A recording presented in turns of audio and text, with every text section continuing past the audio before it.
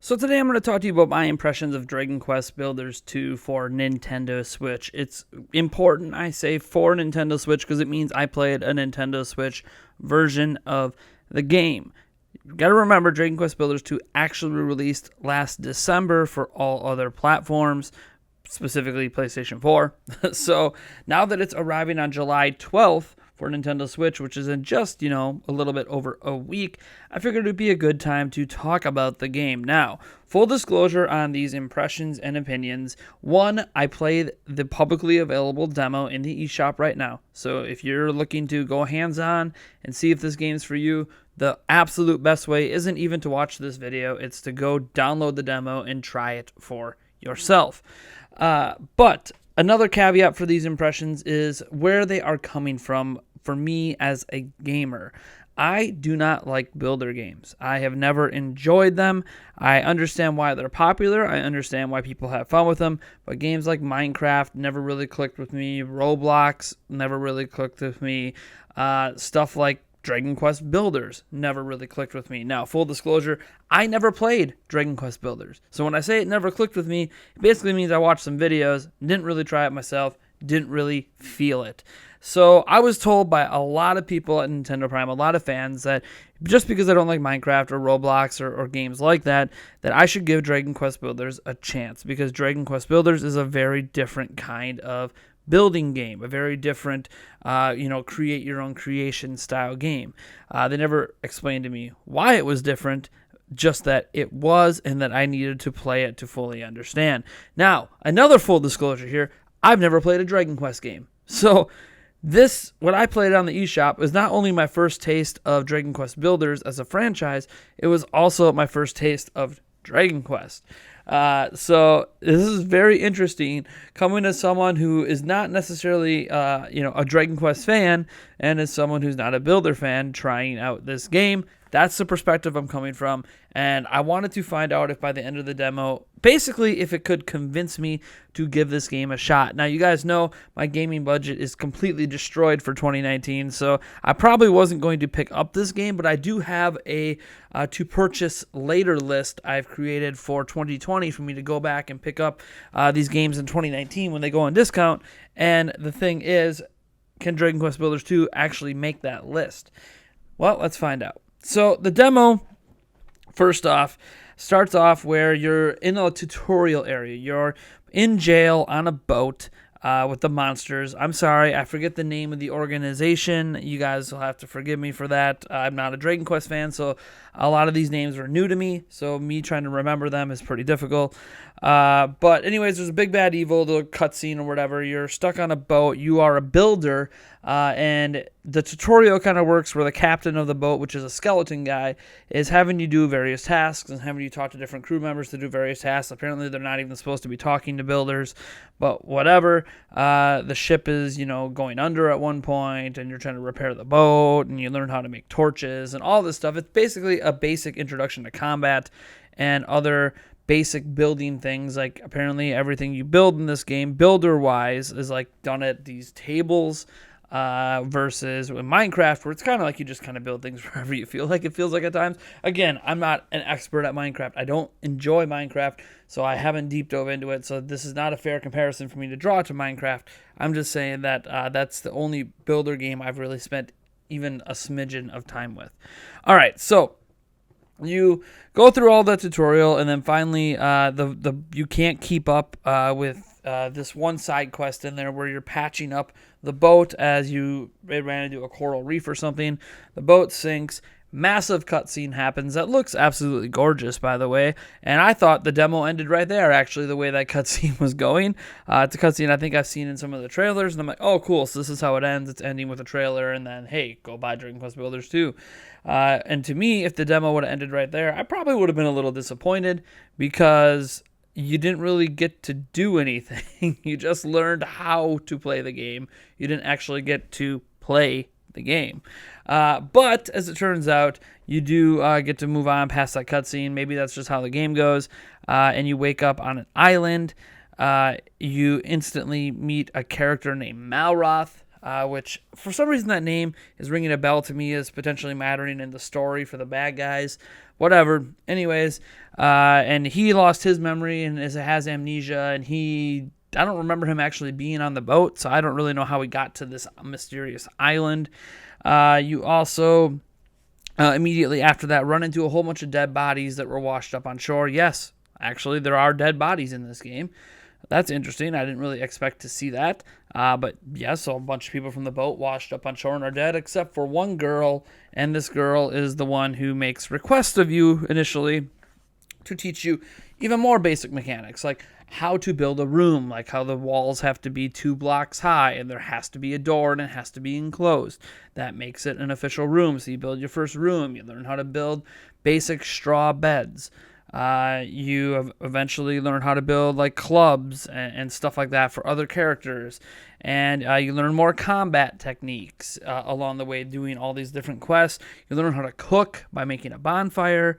It basically is a further continuation of the tutorial where it's just teaching you all the basic tools you're going to need to do a lot of the stuff in the rest of the game. However, one thing I always saw in the videos in the box art is a hammer, and you didn't have a hammer right now. So I was curious how that worked, because the hammer seemed to be what you needed to break some of the biggest blocks and get the most amount of resources, because for those who don't know how builder games work, you collect resources and you build things. You know, it's kind of like virtual Legos in a sense, but to me not as fun in terms of how games have handled it so far. I love building Lego sets. Not necessarily a big fan of these builder kind of games. But anyways, the difference in this game compared to something like Minecraft, it's very quest-based. It's very do this, then do this, then do this, then do this. And while you're doing all this, you can kind of do whatever you want along the way. There's like a image board you eventually find that you can like take images in the game, screenshots, and post it on the board, and other people you're friends with can see the images that you made. Whatever. So as you're doing all this, you eventually get to a point where you run into this mysterious ghost-like being that makes you kind of chase it all the way up a map until it teaches you how to do blueprints and designs and how to like fix this temple up. And after you fix the temple up, they give you a hammer, and then you find out that ghost itself has amnesia, even though the ghost just gifted you the entire island. The ghost doesn't even know why it's there. And then all of a sudden you discover a boat, and that boat is able to take you to other islands to gather resources, because this particular island does not have a lot of stone and stuff like that, which you would need to build castles or whatever you would like to do on the island. It's your island. Do what you want with it is basically how the game sort of ends, I guess. I mean, you could do some things because you're given the hammer, so you can go pound out some things and try to like build some buildings or stuff like that if you want. You won't really get any new blueprints or anything to help you build like official castles or anything.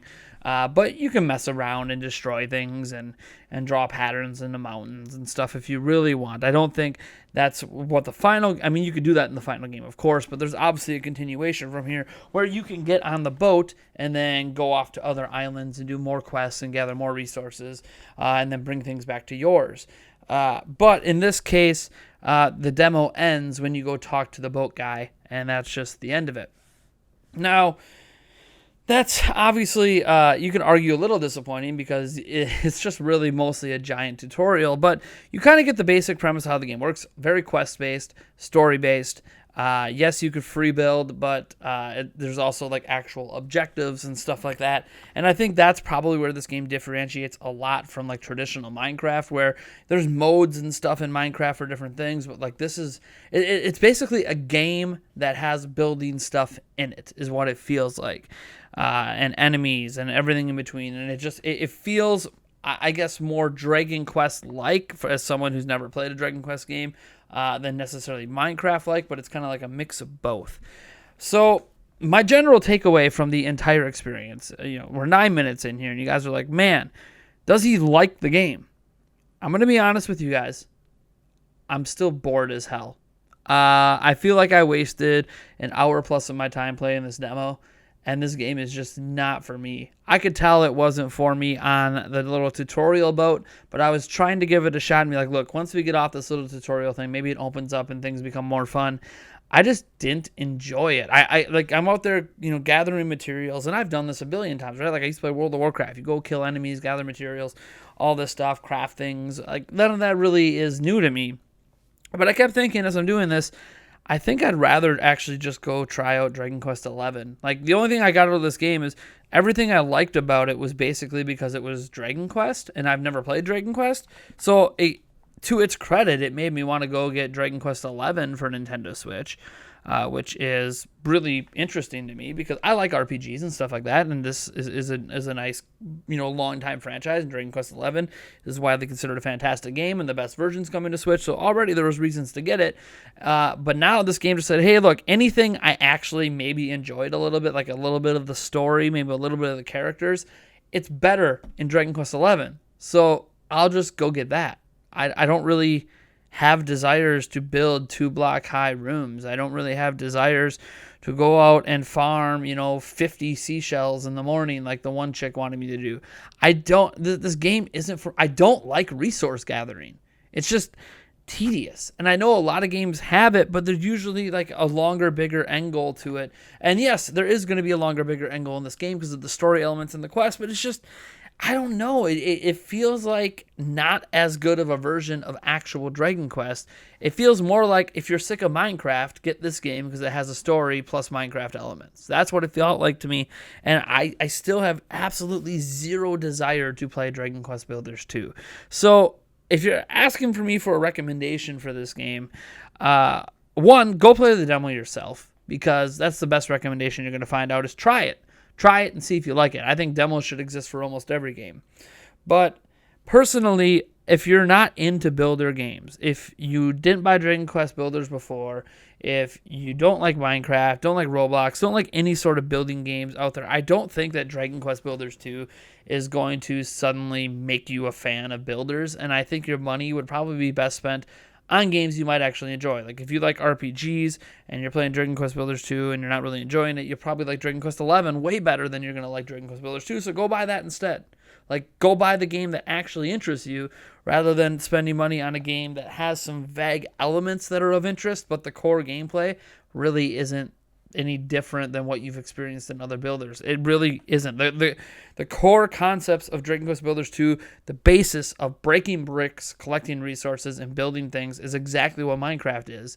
And that's what this is. They just built the story around it. So personally, I would say if you're not already into builders, skip it. Skip it hardcore. Now, if you like Dragon Quest Builders 1, I can't vouch to whether this is as good of a beginning as the first one, but I can say that if you like the first one, you're likely going to like the second one. It's just like if you're a Zelda fan, if you liked one Zelda game, you're more than likely going to like another Zelda game. Not 100% guaranteed, but I think based on what I've seen of Dragon Quest Builders 1 and then played of Dragon Quest Builders 2, if you like Dragon Quest Builders, get it. Go for it. It's going to be awesome. You're going to love it. And what I think happens when people suggest to me games like this is they might go, yeah, I didn't really enjoy Minecraft, but they didn't hate Minecraft. I really did not enjoy Minecraft. Like I've spent about 12 hours playing Minecraft in total over the years, and not a single minute of playing Minecraft that I actually enjoy playing Minecraft. I literally detest the game. And I don't detest it in that I think it's a bad game. I detest it in it's just the polar opposite of what I play games for. And it's weird because I'm such a big Lego fan. But I even enjoy the Lego games. I don't enjoy this. And I guess there's building in Lego games. You want to call Lego games builder games. I think they're more like adventure games that have building in it, but whatever. So my suggestion is if you already like building games, you already like Dragon Quest Builders, go ahead and get Dragon Quest Builders 2. If you're like me and you literally have never found 1 ounce of enjoyment in something like Minecraft, yeah, you might find an ounce of enjoyment here, but your money would be better spent on other games that you're going to find more than an ounce of enjoyment. So Dragon Quest Builders 2, this is not an insult to you guys, but if you're like me, it's not the game for you. Don't buy it. If you are not like me and you enjoy those kind of games, then buy it. I mean, I don't know what more you want me to say than that. I got to be honest here, right? Like, I don't think it's a bad game. If you're looking for me to tell you it's a good or bad game, I don't think it's either. I think it's good for the people who enjoy those kind of games and bad for the people who don't. Bottom line. Also, for those wondering about performance, all that stuff, how well does it hold up? It holds up fine. I didn't notice any performance dips. The thing is great. It runs fantastic. So if you're wondering, like, oh, how does it stack up to the PlayStation 4 version? It's probably like the same thing, if I'm being completely honest. Again, didn't play the PlayStation 4 version, but I don't see, like, I didn't ever feel like playing this game that it was cut back. Even the size of the island, it felt massive. So, anyways, that's all I got to say on this. That's my opinions on Dragon Quest Builders 2. You've been watching my actual gameplay I recorded throughout this video. I kind of did jump cuts to different sections so you could see different parts of what I experienced. Of course, the demo is free on the eShop, so you can go try it out yourself before July 12th to try before you buy. Again, I think it's probably a solid game for people who enjoy these kind of games, but for me, it's a hard pass. Thank you guys for tuning in, and I'll catch you in the next video.